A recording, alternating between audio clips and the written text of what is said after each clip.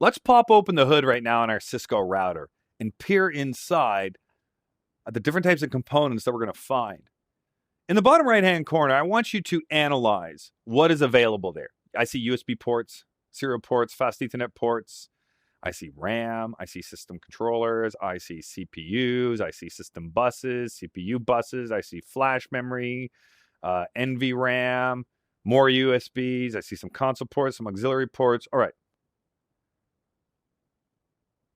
When I see all those components, also a motherboard, right? The big dark silver area or gray area is a motherboard. So the question now is where else do we find these components? Well, we find these components inside of our TVs. We find them inside of our PCs. We find them inside of our Mac products. We find them inside of our Android smartphones. We find them inside of our tablets. We find them inside of our iPads. We find them inside of our Blu-ray players. We find them inside of our projectors. We find them, I think you get the picture. All these components are the same types of components we find in every other electrical gadget in the world. So with that in mind, what's the difference here? Well, it's how they're all put together, and it's the operating system that runs on top of it all that really makes this a router.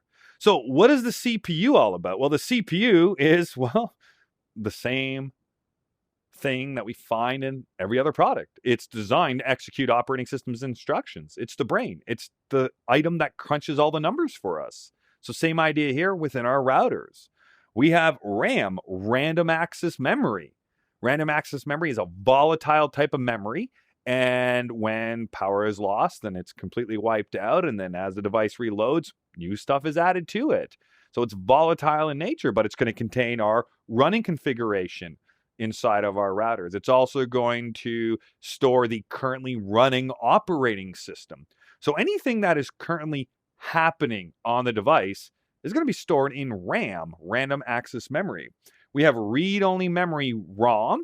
What is this all about? Well, it's a permanent storage location, and the essential parts of ROM are designed as the initial programs and initial code that is required in order to get all of these components up and running.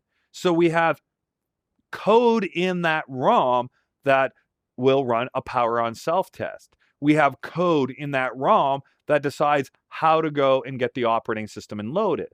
We have code in that ROM that's going to identify where our configuration file is and load it. So it holds all that diagnostic software that we need when the router is powered up, and it also stores the programs and code that is necessary to get everything loaded so we can use our router as a router.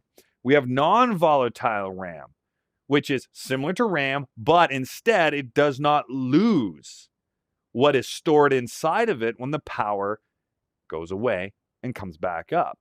So whereas RAM loses everything when power is gone, NVRAM does not. So what is a good item to store in NVRAM? It's our startup configuration file. Our startup configuration file would be stored in there. Flash memory. We don't have hard drives in our routers, but we do have flash memory. The flash memory is going to be designed to store, at a minimum, our operating system. But we could also store other information in there as well. For example, on switches, we store the VLAN database in flash memory on our switches.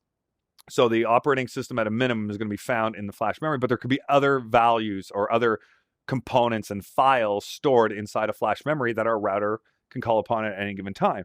Then we have a whole bunch of interfaces on our device as well. The interfaces are going to be really dependent on the product we buy. For example, we'll see serial ports and Ethernet ports on routers, but on switches, we'll primarily see Ethernet ports. We'll see various USB ports. We'll see console ports for management connectivity, auxiliary ports for backup connectivity through a modem if we must, meaning that we've lost other connections to the router, so we're going to have to dial into it. So there's physical interfaces, logical interfaces, management interfaces as well. So when we put everything together, we put it in a box, we put some fancy stickers on it, we have the operating system on it, then we end up with our Cisco iOS router.